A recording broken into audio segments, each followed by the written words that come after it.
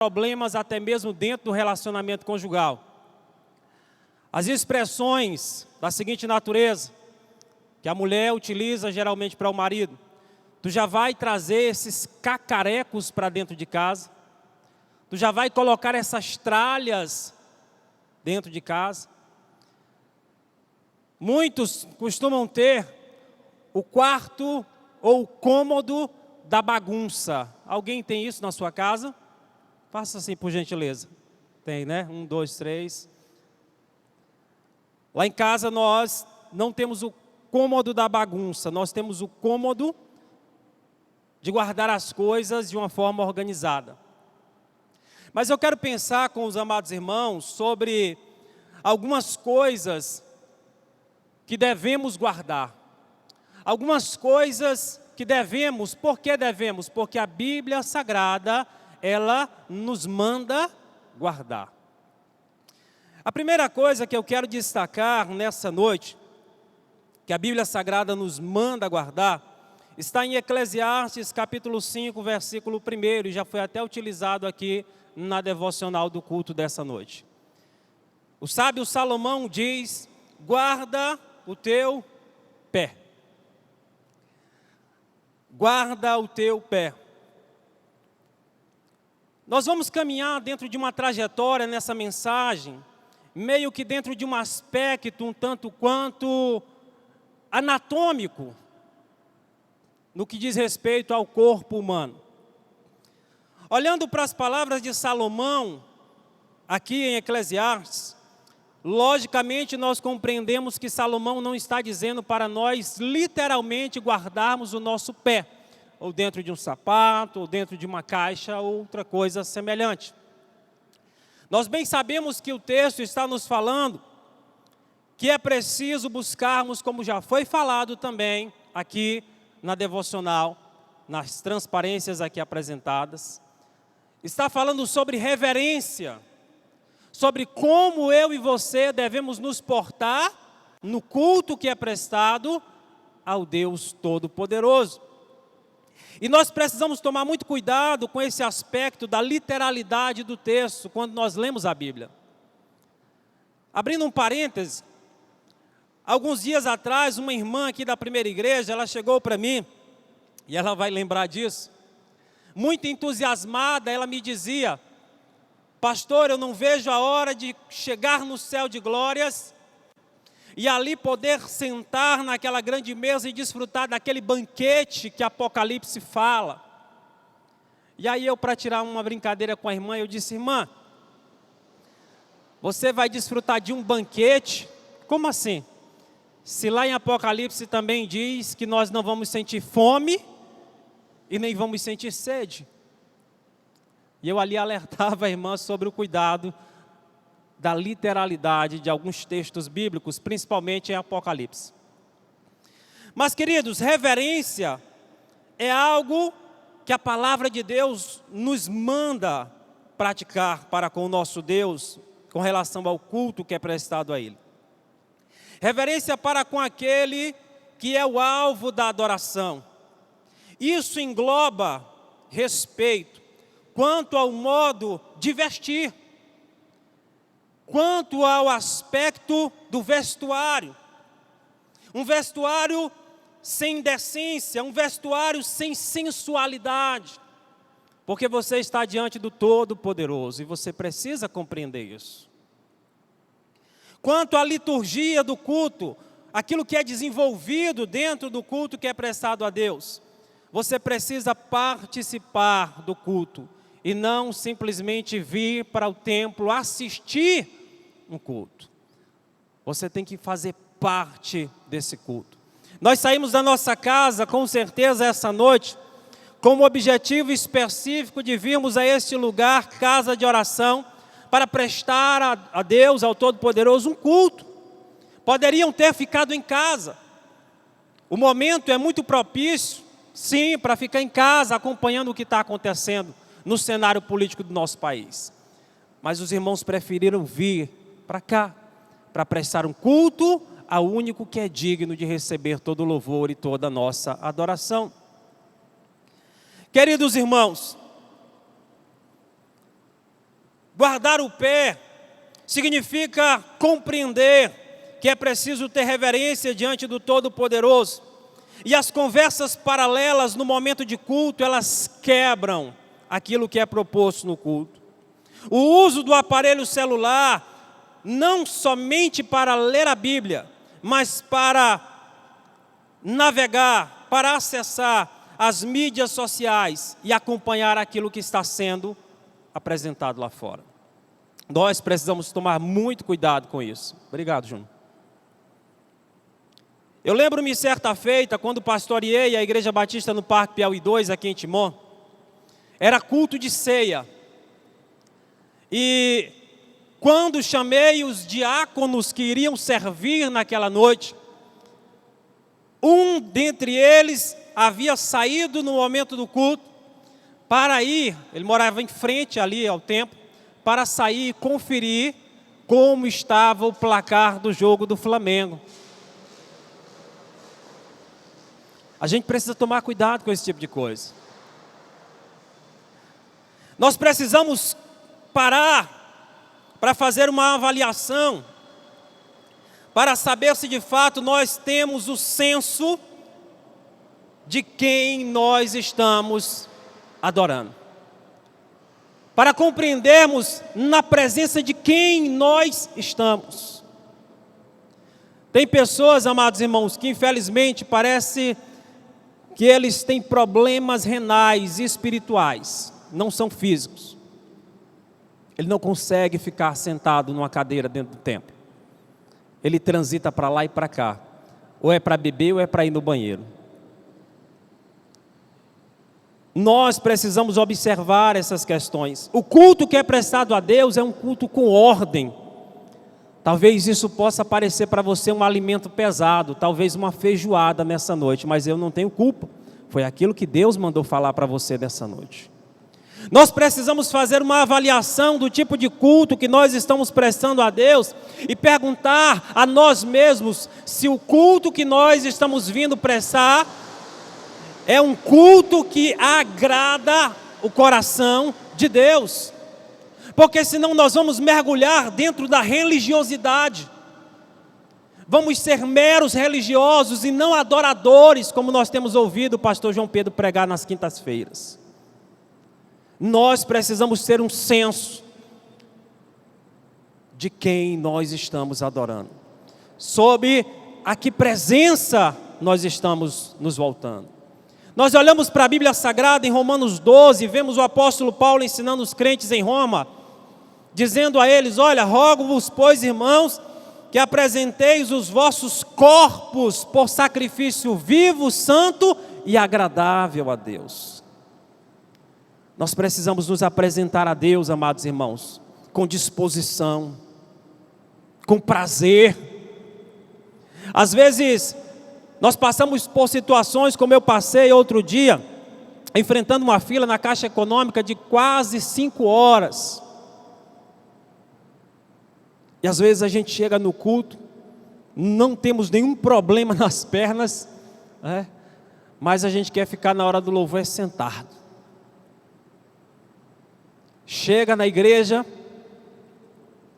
parece que já está morto, está acabado, não tem nada para apresentar a Deus. Salomão, ele nos leva a compreender que é preciso guardar o pé, porque é algo fundamental. É preciso entender que temos que ter reverência para com aquele que é o Todo-Poderoso. Eu pergunto a você o que eu já perguntei a mim mesmo: como nós nos portamos diante de algumas autoridades terrenas? Às vezes nós chegamos diante de pessoas importantes, pessoas de um currículo bem recheado, pessoas que ocupam uma posição realmente de prestígio, de privilégio na sociedade, porque lutaram, porque eles se esforçaram, se esmeraram e alcançaram. E às vezes nós chegamos diante de homens e nós nos portamos de uma forma excelente, e diante de Deus nós queremos nos portar de qualquer maneira, e a coisa não funciona assim. Para a gente caminhar rápido, amados irmãos, o segundo destaque, a segunda coisa que nós devemos guardar Não sei se dá para os irmãos verem aí a projeção. Mas a segunda coisa que nós devemos guardar é a língua. Tem pessoas que vão literalmente precisar disso aqui. Um caixão duplex. Um para o corpo e o outro para a língua. Observe bem os textos que eu trouxe para destacar nessa noite em Provérbios. O que guarda a sua boca conserva a sua alma, mas o que muito abre os lábios tem perturbação. Provérbios 13, verso 3. O que guarda a boca e a língua, guarda a sua alma das angústias. Provérbios 21, verso 23. Usar a língua de forma leviana pode trazer consequências irreparáveis à nossa vida. Mateus capítulo 12, verso 36 e 37. Querido, a língua, ela tem o poder de separar amigos, Provérbios 16, 28. Ela pode matar, Provérbios 18, 21. Provoca contendas, Provérbios 6, 16 a 19. Ela tem o poder de destruição. Ela pode levar pessoas, casamentos e até famílias à destruição. Tiago, irmão do Senhor Jesus, no capítulo 3 da sua carta, versos 5 e 6, ele fala sobre o poder da língua. Ele nos diz que a língua é um pequeno órgão, pequeno membro, semelhante a uma fagulha que pode incendiar todo um bosque ou toda uma floresta. Por isso nós precisamos tomar muito cuidado com aquilo que nós falamos. Precisamos compreender que nós temos 2 ouvidos e apenas uma boca para podermos ouvir mais e falar menos. Tem pessoas da seguinte natureza: não, pastor, porque eu sou assim mesmo, eu não tenho, como diz o ditado, papa na língua. Não sei se você já ouviu essa expressão. Ou eu não queimei a língua com papa. Alguns falam isso, né? Nós temos que tomar cuidado com aquilo que nós falamos. É tão interessante observar o que Tiago nos ensina, porque, irmão, nós precisamos tomar cuidado com o que falamos e como falamos. Uma coisa para você entender de forma exemplificada é eu falar com o irmão Araújo o seguinte: irmão Araújo, por gentileza, dá para você tocar aqui uma canção?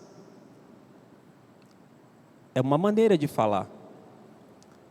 Outra coisa é eu me portar ao Araújo e dizer: rapaz, vai logo tocar essa canção. Querido, você pode matar pessoas com a sua língua. Talvez não no ato, mas a um longo prazo. O apóstolo Paulo, ele diz que a nossa palavra ela tem que ser temperada com sal. Ela tem que produzir edificação. E ele diz aos Colossenses: olha, não provenha da vossa boca nenhuma palavra torpe, mas antes aqui edifique. E nós temos que tomar cuidado com isso, porque aquilo que nós falamos pode trazer prejuízos terríveis, e talvez depois não dá para reparar. Próximo destaque, a gente caminhar rápido. Terceiro lugar, uma terceira coisa para guardar. Provérbios capítulo 4, versículo 23. Guarda o teu coração, porque dele procedem as saídas da vida. Eu coloquei 2 imagens aí para você compreender bem a ideia do hebraico com relação a coração. Aonde é o coração no aspecto do texto na língua hebraica? Não é aqui, não é o órgão que pulsa no nosso peito, mas o coração que está aqui destacado no hebraico é mente. Você vai entender isso melhor. O grego, koiné, é a língua utilizada para escrever ou para traduzir do hebraico o Novo Testamento. Só que para os gregos, a noção de coração, ela era diferente para os hebreus. Para os gregos, a noção ou o entendimento de coração, que é a sede das emoções, eram as entranhas. Talvez você já viu uma tradução bíblica onde há a expressão entranhas. Para os gregos, a sede das emoções era as entranhas, as tripas. Por quê, pastor? Eu não sei se você já passou por essa experiência, provavelmente sim. Quando você passa por uma emoção, por algo muito forte, e de repente você sente um frio na barriga. Você já passou por isso? Hein? Amém, com certeza, né? Aquele frio na barriga. Para os gregos, aquilo era a sede das emoções, as entranhas.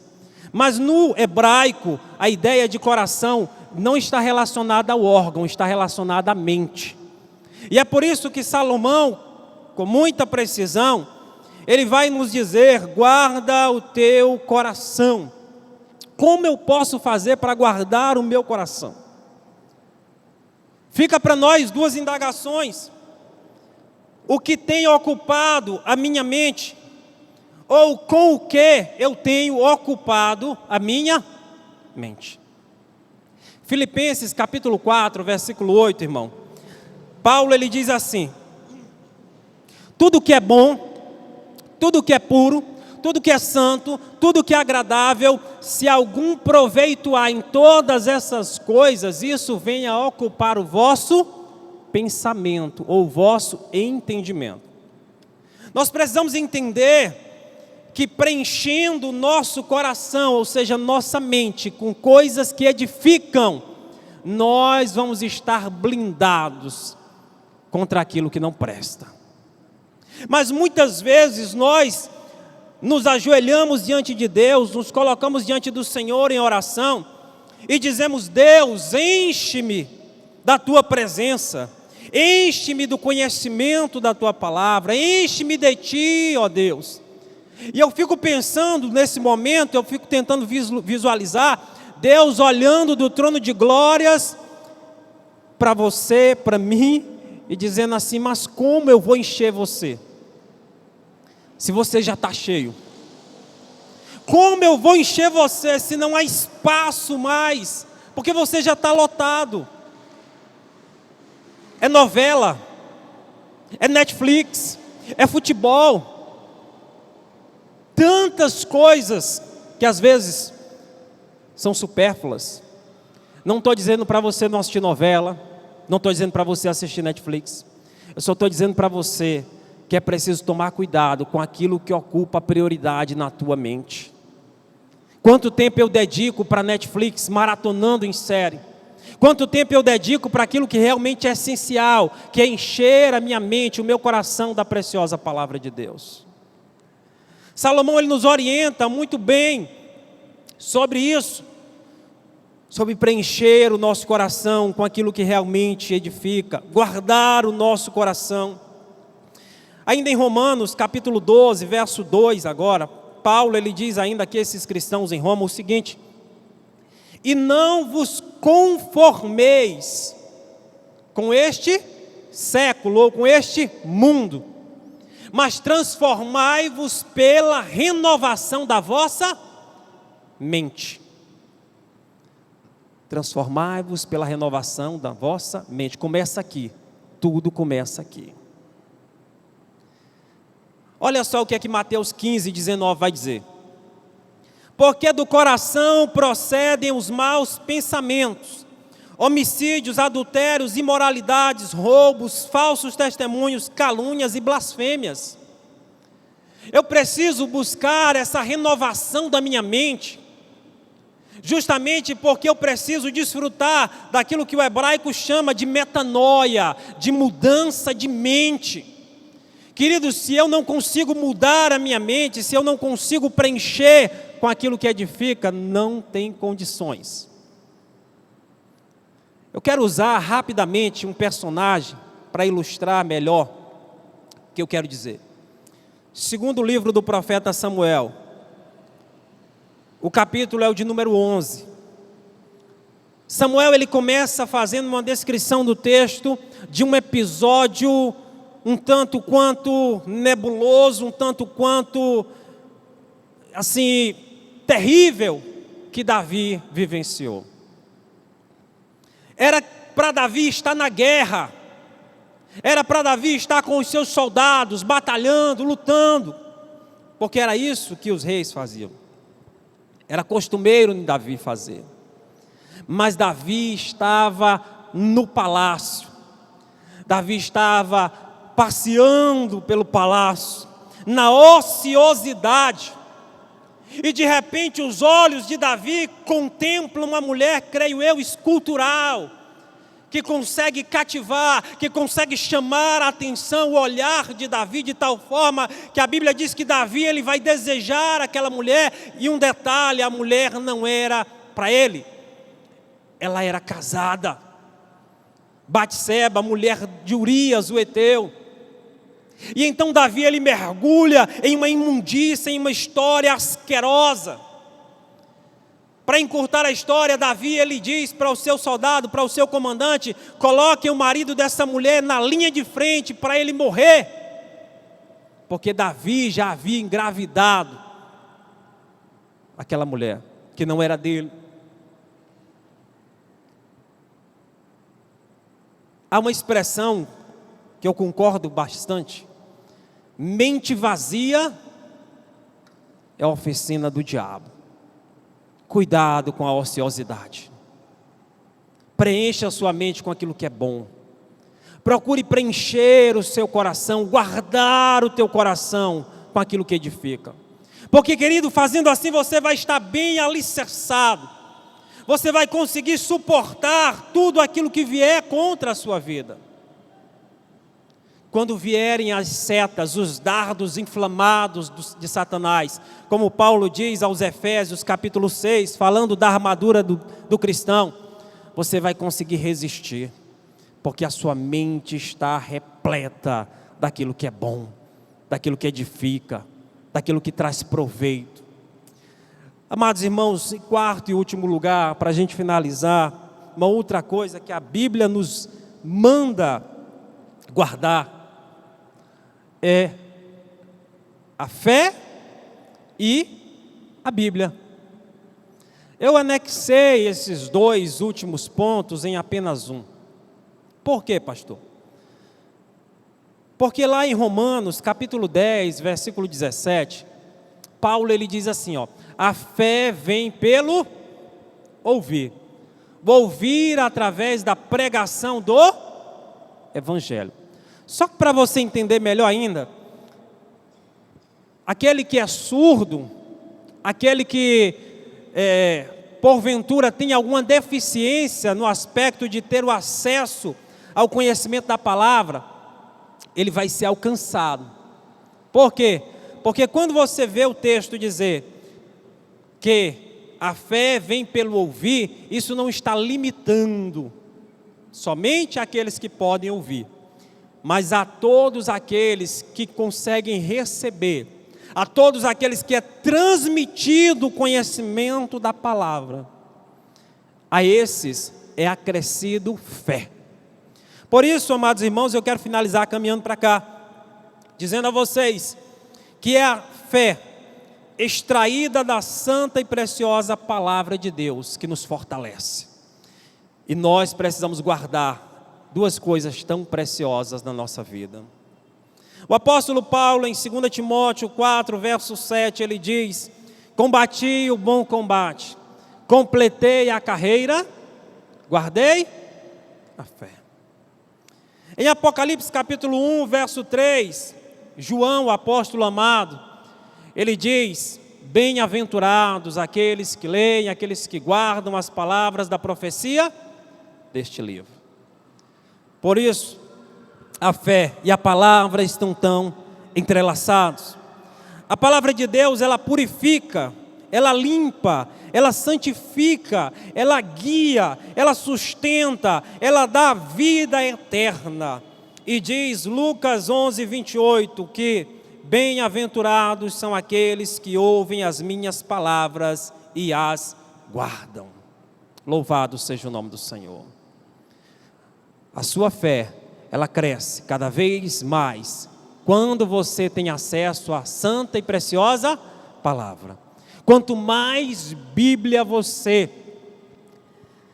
colocar dentro do teu coração, mente, quanto mais você se alimentar da palavra, mais e mais o teu coração estará repleto de fé.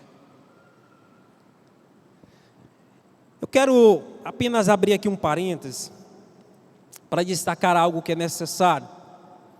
Eu não sei se você sabe, mas existe apenas uma fé. Amém? Efésios capítulo 4, versículo 5. Amém?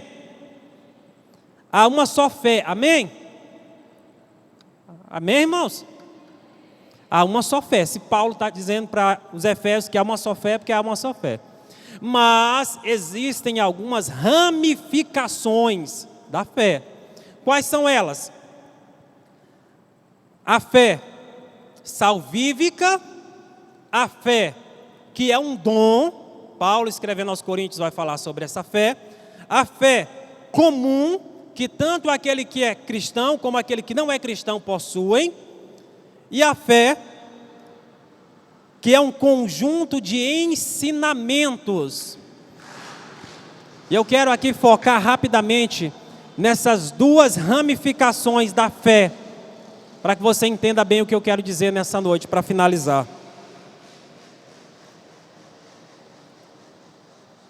A fé salvífica, em Efésios 2:8, o apóstolo Paulo ele diz que ela é um dom de Deus, não vem de nós, é um presente vindo de Deus.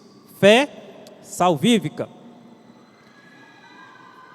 E a fé, que é um conjunto de ensinamentos, está em Mateus capítulo 28, versículo 20, onde Jesus diz: ensinem eles a guardar tudo aquilo que eu vos tenho ordenado.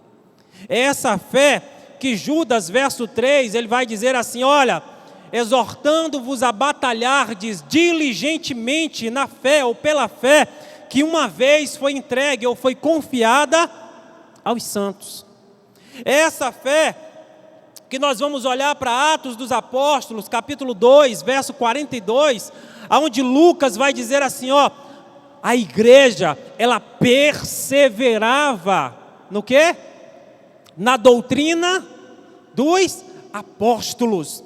É esse ensinamento que Jesus deixou, que os apóstolos continuaram passando, que a igreja continua ensinando, que a nossa fé está fundamentada. Louvado seja o nome do Senhor.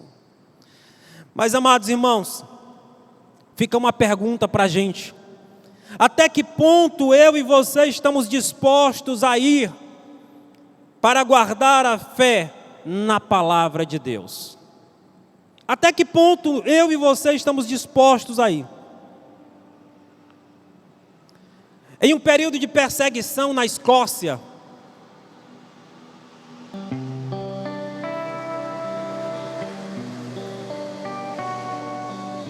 dois adolescentes, eles foram presos, e esses dois adolescentes escoceses, eles receberam a seguinte palavra de ordem dos seus perseguidores: se vocês deixarem de pregar o Evangelho, se vocês rejeitarem, negarem essa fé e pararem de ensinar o que vocês têm ensinado, nós vamos liberar vocês. Vocês podem ir embora. A história conta que aqueles dois adolescentes, eles preferiram a morte. E eles foram queimados vivos. Mas eles não abriram mão daquilo que eles aprenderam na palavra sobre Deus. Aquilo que foi capaz de produzir fé dentro do coração deles, a mente deles. que foi capaz de fazer com que a vida deles fosse totalmente transformada. Aí talvez você possa dizer assim: pastor, mas são adolescentes. Adolescente ainda não tem uma cabeça formada, querido. A palavra de Deus, quando ela entra, ela transforma, ela produz essa mudança radical. É essa palavra que produz fé em nós. Fé capaz de passar, de enfrentar tudo e todos que se levantarem contra a igreja de Cristo. A história, ela está aí para contar. Quanto mais a igreja de Deus foi perseguida, mais a igreja cresceu. Pastor, o senhor está profetizando perseguição? Não, eu só estou dizendo para você que a vida cristã, ela é baseada na palavra de Deus. E que todos aqueles que depositam a sua fé nessa palavra, eles vão enfrentar as situações mais difíceis nesse mundo.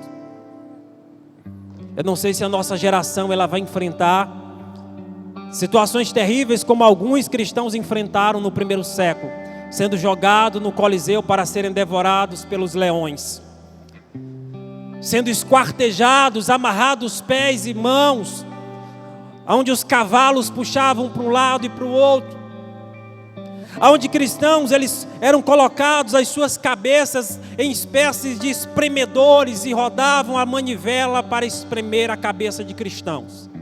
Eu não sei se você vai enfrentar o que eles enfrentaram, mas uma coisa eu te digo, querido: a fé produzida através do conhecimento dessa palavra, ela nos dá a capacidade para enfrentar tudo e todos que se levantarem contra a igreja.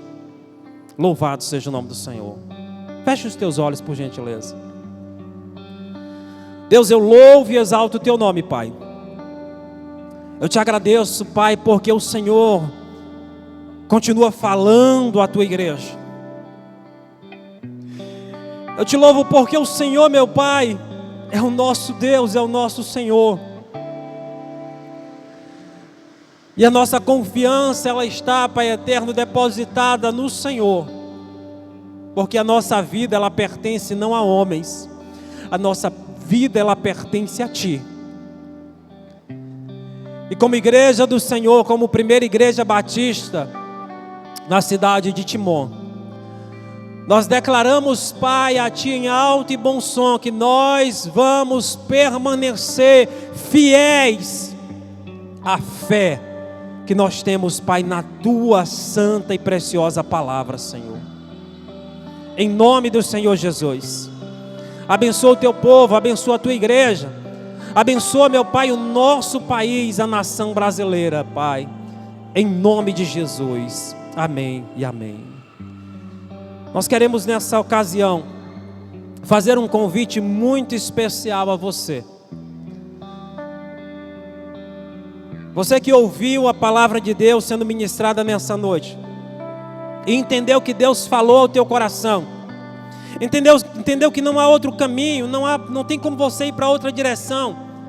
Como o próprio apóstolo Pedro diz nas Santas Escrituras: para quem iremos nós, se só Tu tens as palavras de vida eterna? Não tem para onde você fugir, não tem para quem você recorrer, somente a Ele. E nessa noite eu quero fazer um convite muito especial a você. Deus, Ele quer mudar a história da tua vida. E nós como igreja, nós queremos orar por você. E eu quero convidar você com uma simples atitude, ficando em pé. E você vai estar dizendo: eu quero a partir de hoje entregar a minha vida ao Senhor. Enquanto a igreja do Senhor está orando pela sua vida, nós convidamos você a ficar em pé e dizer: Senhor, a minha vida pertence a Ti. Eu estou aqui porque eu quero ter a certeza de que o Senhor vai me conduzir pelo vale da sombra da morte, por tudo aquilo que eu enfrentar. Há alguém nessa noite que gostaria de dar um passo de fé em direção ao Senhor? Fique em pé, por gentileza. Há alguém? Há uma pessoa que gostaria de dar um passo de fé ao Senhor nessa noite? Se não há, nós não vamos estender o convite. Mas após o culto, você pode nos procurar, pode procurar o pastor João Pedro, para conversarmos e ali, quem sabe, orarmos pela sua vida. Talvez alguma coisa o impede de chegar até aqui à frente nessa noite, de levantar a sua mão ou de ficar em pé, mas você pode falar conosco e nós vamos orar por você, e a sua vida, ela vai passar a ser exclusiva do Senhor. Pastor João Pedro está por aí, para algumas comunicações. Enquanto o pastor chega, fique em pé, vamos orar mais uma vez.